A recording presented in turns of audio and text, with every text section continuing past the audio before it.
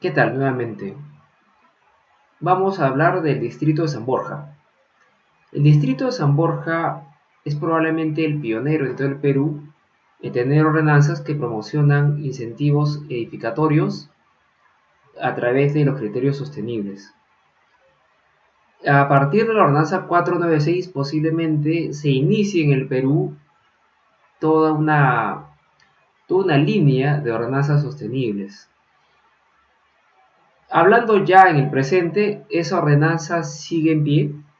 En ese caso era para aspectos comerciales, ha sido complementada con la ordenanza 610 y su modificatoria 623, las cuales se amplían el espectro también a lo residencial. Debiéramos entonces, como siempre digo, referirnos al SPIG, siempre es la forma oficial y mejor de poder ver la normatividad en el Perú, porque, como les digo, la muestra de manera concordada y ordenada. En este caso, ¿qué nos muestra respecto a la ordenanza 496? La ordenanza 496, aquí se puede ver, se prevé o se muestra una concordancia posterior con la 593, que ha sido luego reemplazada por la 610 y la 610 modificada por la 623. En principio, la ordenanza 496 crea el programa de promoción de la edificación verde. Ahora, define la edificación verde, la declara política pública local, demuestra que ese es el objetivo para lograr la mejora de envejecimiento de los espacios libres, pero da promociones. ¿Qué tipo de promociones? Eso vamos a ver. Y al mismo tiempo, ¿qué obligaciones genera desde el diseño? También lo vamos a evaluar. El 4.1 refiere a las zonas y 4.2 a las condiciones que se deben tener, y el artículo 5 a cuáles son los beneficios. Entonces, es una ordenanza bastante directa y concreta. La vamos a evaluar. Bueno, tenemos el mapa mental. En principio, tal como le dije, crean el programa de promoción de la edificación verde, la declaran política pública local y nos muestran un objetivo. ¿Cuál es? Promocionar la edificación verde para que para lograr la mejora en la calidad del aire, incremento de las áreas verdes, así como la mejora y el embellecimiento de los espacios libres en el ámbito privado. ¿Ya? Entonces, en esas condiciones es que tenemos en el artículo 4 para quiénes se aplica. Para aquellos predios que a partir de los 900 metros cuadrados se encuentran en zona CV, o sea, comercio vecinal y comercio zonal, y en los casos de ZR3, cuando superan los 600 metros cuadrados. No obstante, dentro de este paquete también incluyen a los locales comerciales que, producto de la habilitación urbana, tienen esa característica, pero eso sí, que alcancen un área mínima de 900 metros cuadrados, que puede lograrse a partir de la acumulación de lotes, siempre que se encuentren en la misma zona y cuenten con la habilitación urbana aprobada y registrada, y que obviamente dé cuenta que es comercial. Pero eso sí, hay una ubicación, hay un criterio de ubicación obligatoria que se debe cumplir.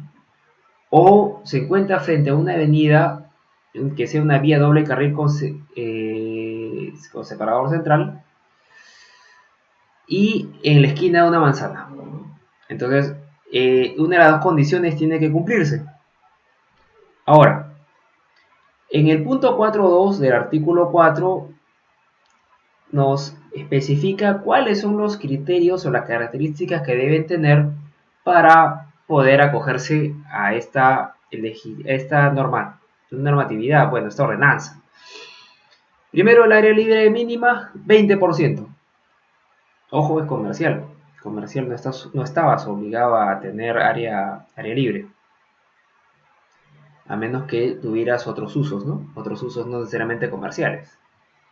En el caso de los retiros, te especifica que debe tener un retiro mínimo desde el lindero de propiedad y te da especificaciones muy concretas, como otra referida a la fachada en todos los frentes, y debieras tener fachada y con muros verdes y además techo verde.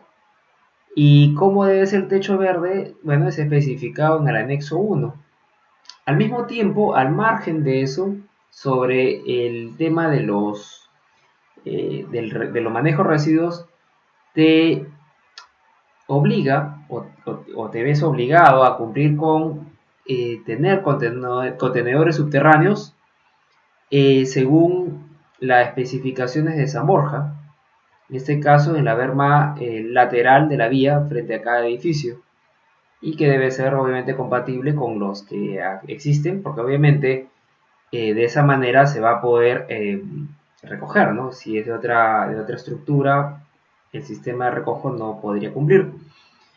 Al mismo tiempo, punto importante es la certificación de edificación sostenible. Debe contar con ella, desde la etapa de proyecto hasta la finalización, y el anexo 2 de la ordenanza te muestra cuáles pueden ser. Es más, podemos verlo de una vez. En ese momento, prácticamente en el año 2013, se mencionaron 5. En ese tiempo no estaba la certificación EDGE, bueno, no la contábamos en Perú, posiblemente no como, bueno, no era una opción en ese momento. Se mencionó BREEAM, CASBE, que es japonesa, muy difícil de cumplir, la verdad, muy bonita, muy interesante, me gusta, pero no sé si pueda darse que algún país latinoamericano la tenga. Passive House, que también es muy interesante, sobre todo para climas muy fríos. BREEAM, que bueno, de momento no conozco ningún edificio que haya certificado con ella. La 5, que es la certificación alemana, tampoco conozco ningún proyecto que la contenga. No obstante, la certificación LEED era la posibilidad casi inmediata y bueno, la única que se podía lograr. En la actualidad, esta ordenanza, como está planteada, solo estaría permitiendo dentro del ámbito que conocemos en el Perú, certificar a partir de la, la número 4, que es la certificación LEED. Y como mencioné anteriormente, el anexo 1 es techo verde. Entonces nos referíamos a la certificación internacional, pero al mismo tiempo tenemos como beneficio el bono de altura. El bono de altura puede ser de 12 pisos o de 8. 12 pisos para comercio vecinal y zonal, y en el caso de la reglamentación, zona de reglamentación especial 3 hasta 8 pisos. Y que bueno, tiene que cumplir además con todos los demás criterios urbanísticos referidos a las edificaciones. Al mismo tiempo, dentro de las disposiciones complementarias, refiere 3 disposiciones complementarias y finales. La vigencia, que bueno, que daba cuenta a partir del momento en el cual esta debería ser o podía ser cumplida, porque es opcional. La segunda, que es las construcciones nuevas sin características de edificio verde, que igual tenía que contar con algunas condiciones, y que no por ello obviamente tenías los beneficios, pero sí tenías que cumplir con algunos criterios. Y la tercera permitía que con decretos de alcaldía se pudiera complementar la ordenanza, algo que es muy razonable. La verdad, pretender que a través de una ordenanza se detalle todo es muy difícil. Lo mejor normalmente es tener puntos fijos a grandes rasgos, y a partir de disposiciones de otro nivel poder complementarlas, ¿no? Eso respecto al aspecto comercial. No obstante, San Borja posteriormente dio una ordenanza, la 593, para el aspecto residencial, que en este momento ya no se encuentra vigente, pero la ordenanza 610, que aquí la vemos, fue publicada el 21 de enero, perdón, fue publicada posiblemente en el tercer trimestre o cuarto trimestre del año 2018.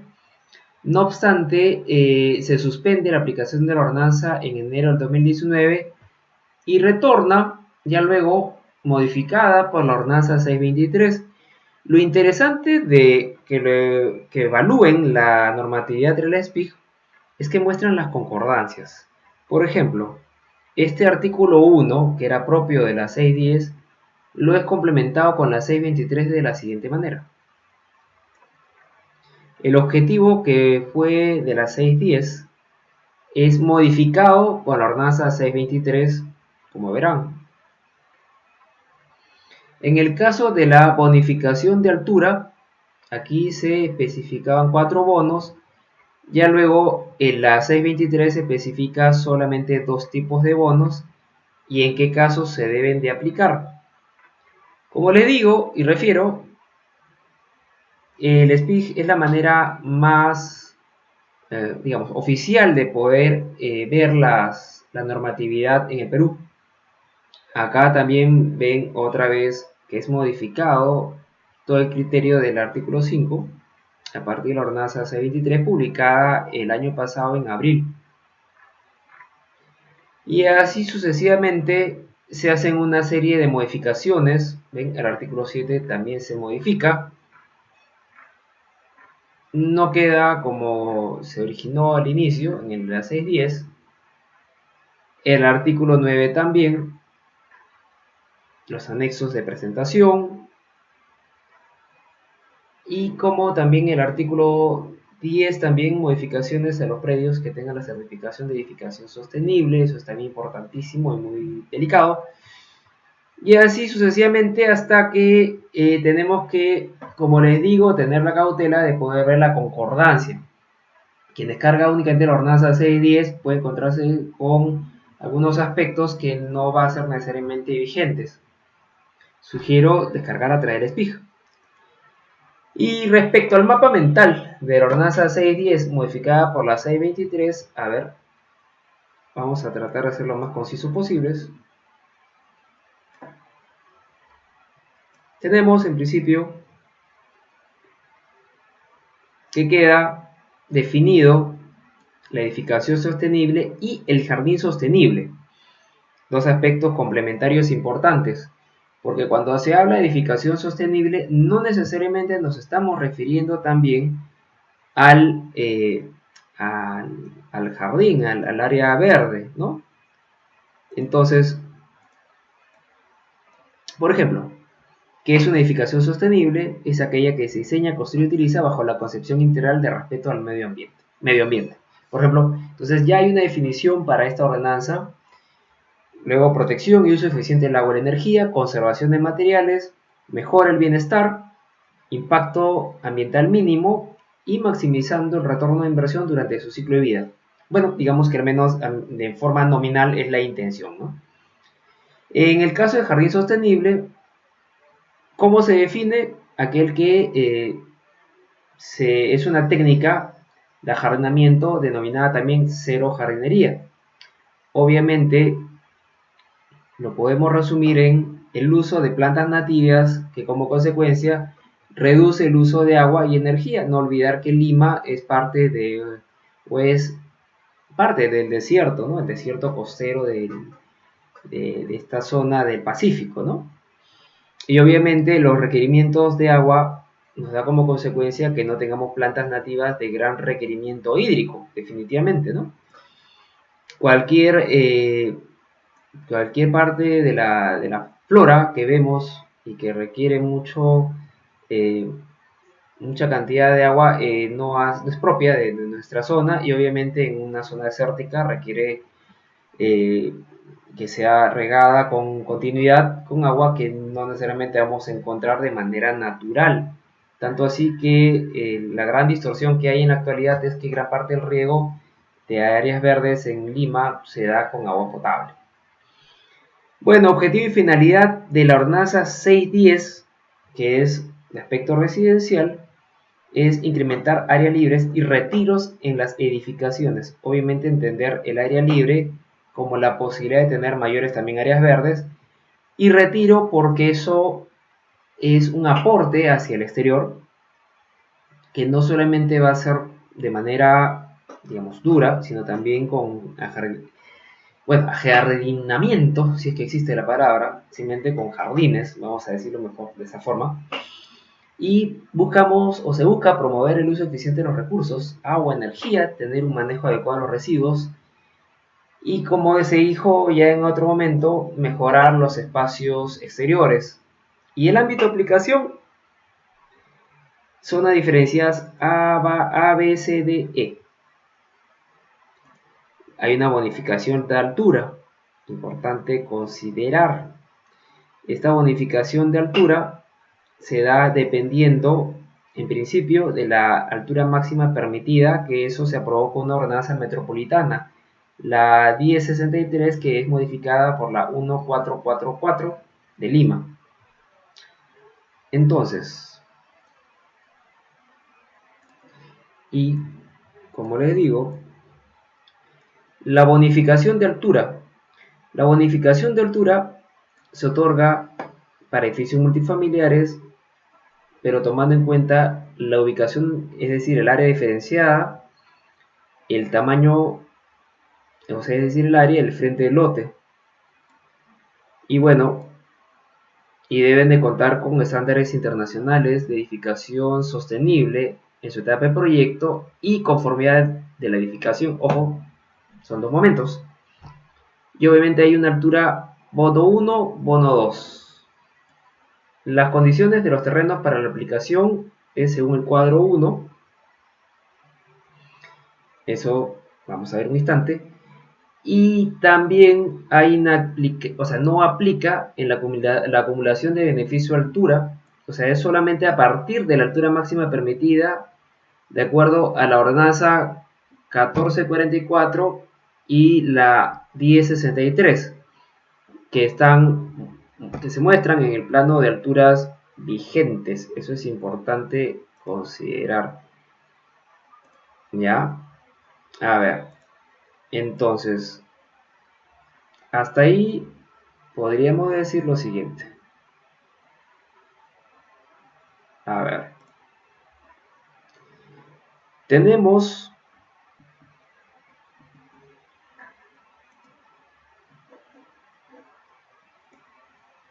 en el caso de San Borja,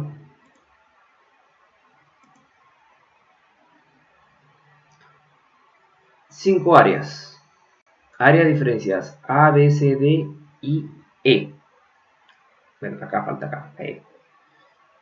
Y de acuerdo a eso, este cuadro, el cuadro 1, muestra que cualquiera de los dos tipos de bono, antiguamente hasta el 610 habían 4 tipos, ahora solamente se restringen a 2, que puede ser un piso adicional o 2 pisos adicionales.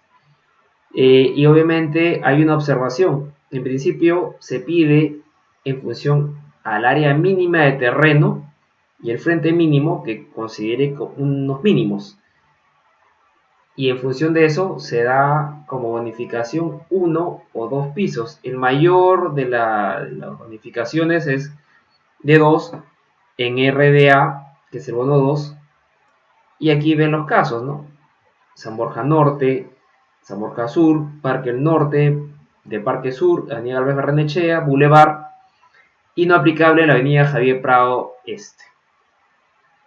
Todos los demás casos tienen bono 1, tanto en el área, por ejemplo, aquellos donde no hay 2 pisos es en la D, la E, y solamente en la B y C aplica, pero para lugares muy específicos, ¿ya? Entonces, tenemos que se debe cumplir criterios básicos, ¿no? Acreditar la propiedad de la totalidad de los aires. Se tiene que presentar cuando se tenga, en el caso, estamos hablando de las edificaciones existentes, ¿no? Que es el caso menos promedio, ¿no? Que se debe de contar con una serie de criterios que aquí están viendo. donde los cuales también se permite vehículos uno detrás de otro, pero tiene que ver con conformidades de los propietarios. No es tan simple, pero sí es posible, ¿no? Y en general, dentro de los parámetros y condiciones de edificación tenemos retiros para el área ABCD y para la E, y en los lotes con más de un frente, porque obviamente imagínense lotes que tengan frente a una vía y luego estén en esquina, obviamente, y por lo tanto, pues, si van a tener retiros por todos lados, como es lógico, no pueden tener todas las condiciones ideales como para poder, como para que el beneficio se materialice, ¿no? Entonces tiene que haber sí el uso del área de retiro que sea bastante más amplio, ¿no? En el caso de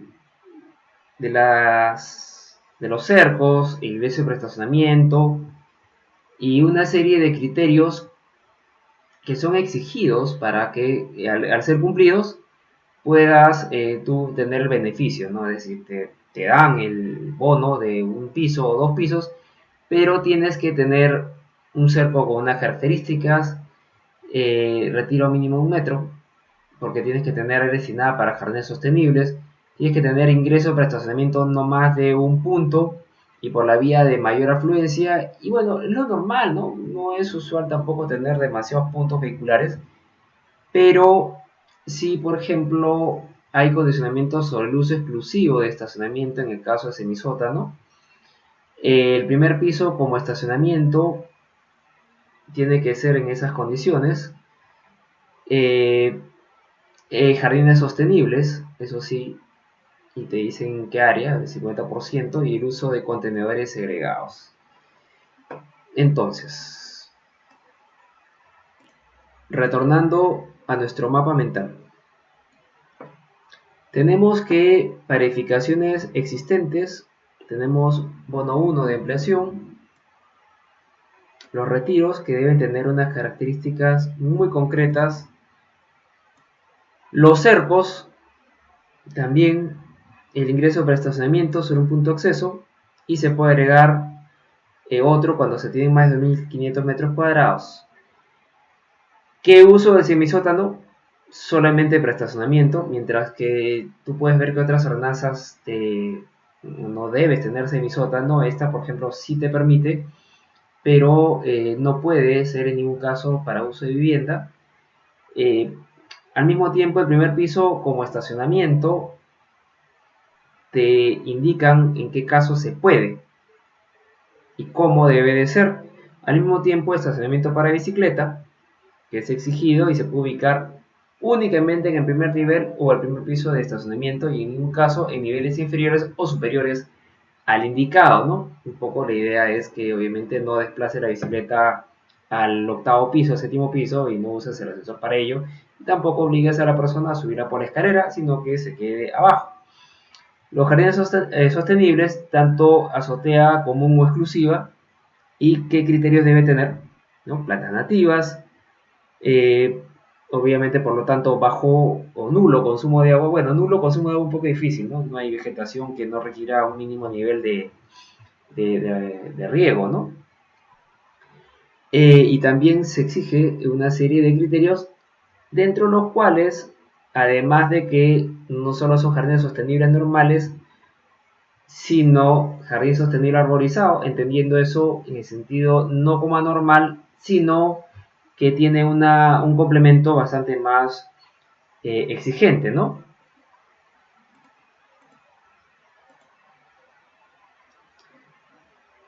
A ver, repetimos esto último.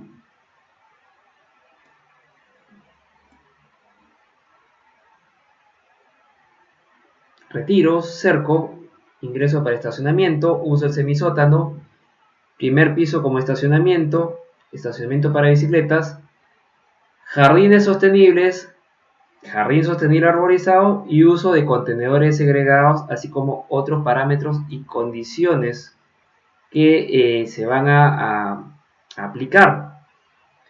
El requerimiento de estacionamiento en zona RDA se permite 10% por vivienda, o sea, en total, ¿no? Me refiero a eso, perdón. Y eso para las zonas B y C.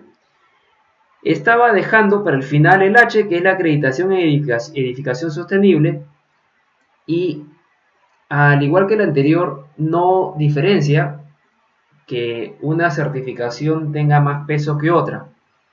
Por tanto, tú puedes tener la certificación que mejor te venga bien. Normalmente yo trabajo tanto con Lead como con Edge. La verdad las dos son tienen cosas muy positivas. No obstante, posiblemente te convenga Edge, ¿no? Es bastante más directa, ¿no?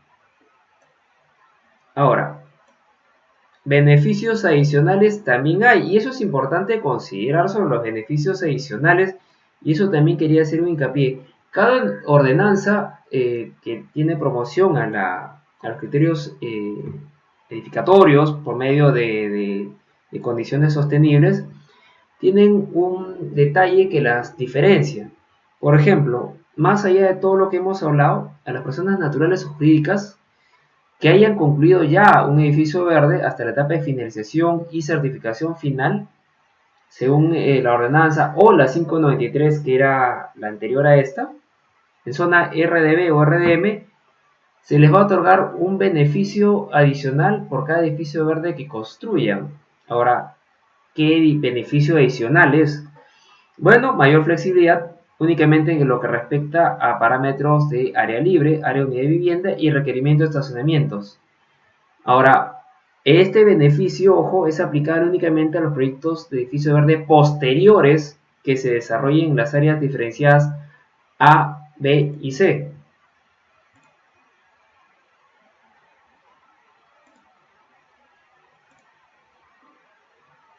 ¿Qué implica eso?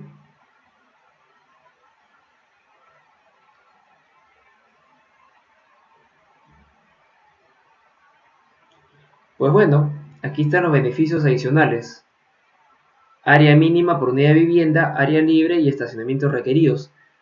Si se han dado cuenta, se exigen una serie de criterios, pero el beneficio concreto es básicamente el piso adicional.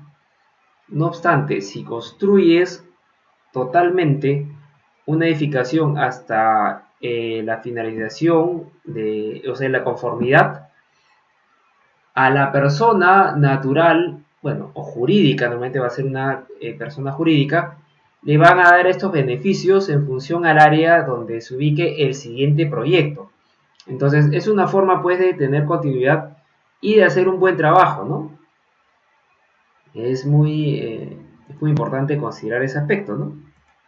Ahora, sobre la oportunidad de presentación de documentación que acredita la condición de edificación sostenible, eso también es un aspecto que en algunas ordenanzas no es tan directo.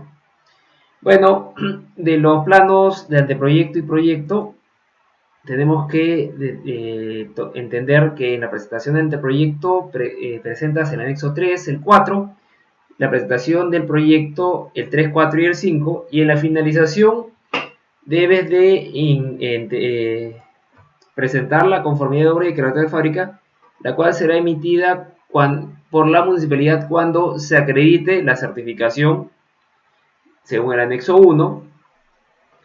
Ahora, el reglamento interno de la Junta tiene que tener cláusulas que informen a los propietarios sobre la certificación y el compromiso que deben tener ellos para no modificar ni alterar las condiciones que le dieron el criterio de sostenible. La declaratoria de edificación debe consignar todas y cada una de las áreas verdes y jardines sostenibles con las dimensiones y componentes, no solamente el área que ocupa. Y esto es importante, por eso lo he marcado en rojo. La certificación de un proyecto multifamiliar bajo cualquiera de los estándares internacionales señalados en el anexo 1 constituye una relación jurídica entre particulares. En este sentido, los tiempos que requiere la emisión de las certificaciones y o las emisiones o deficiencias incurridas durante su tramitación no son imputables a la municipalidad ni son subsanables ante ella. ¿Qué quiere decir eso? algo que ya he comentado anteriormente en otros videos. Lo mejor es que el experto en las certificaciones o el asesor en la sostenibilidad, viéndolo de una manera bastante más amplia, no solamente la certificación como un tema burocrático, sino tu experto que te va a acompañar tiene que estar desde el inicio para poder ver y evaluar las estrategias hasta de lo que va a ir en el reglamento interno.